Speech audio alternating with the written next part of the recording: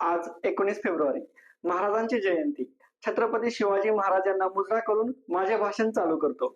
शब्द कमी पडतात महाराजांबद्दल बोलायला. तरीही छोटासा प्रयत्न करतो. सह्याद्रीच्या खुशीत एक हिरा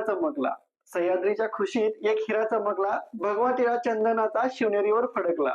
अशा या शब्दांनी सुरुवात करताना आज मी तुमच्या समोर एका महान व्यक्तिमत्वाची गाथा मांडणार आहे, ज्यांनी केवळ राज्य निर्माण केले नाही तर स्वाभिमानाचा झेंडा संपूर्ण भारतात फडकवला. ते नाव आहे छत्रपती शिवाजी महाराजांचं. महाराजांचा पराक्रम सांगावा तेवढा कमीच.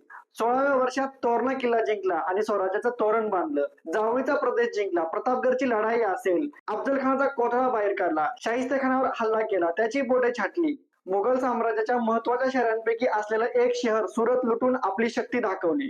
त्यानंतर आग्र्याहून सुटका असेल, पुरंदरचा तह असेल, राज्याभिषेक असेल, दक्षिण मोहीम असेल, गनिमी कावा असेल, शेतकऱ्यांचा शेतसारा माफ केला, स्त्रियांचा आदर केला, परस्त्री माता भगिनी समान मानली, सैन्यात सर्व जाती धर्मांना संधी दिली, जाती धर्माच्या भिंती टासून समाज एकत्र आणला, मुठभर मावळ्याच्या सोबतीने मोठ्या साम्राज्याची निर्मिती केली. हे सिद्ध करून दाखवले की शक्ती ही संख्येत नसते तर संघटनेत असते. आज त्यांच्या विचारांना जपणे हाच खरा शिवजयंतीचा सन्मान असेल. शिवाजी महाराजांकडून शिकायला भेटते की प्रत्येक अडचणी ही एक संधीच आहे स्वतःला सिद्ध करण्याची. जन्माने नव्हे, संस्काराने महान व्हायचे. यासाठी नीती आणि न्याय हेच खरे शस्त्र आहे. महाराजांसारखे होण्यासाठी दाढी मिशी नव्हे तर जिजाऊंचे संस्कार, धैर्य आणि नैतिकता हवी.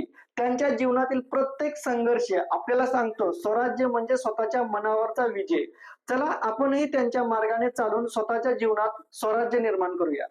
हवा वेगाने नव्हती, हवेपेक्षाही त्याचा वेग जास्त होता. असा माझा राजा छत्रपती शिवाजी महाराज होता. जय भवानी, जय शिवाजी. बोला छत्रपती शिवाजी महाराज की जय.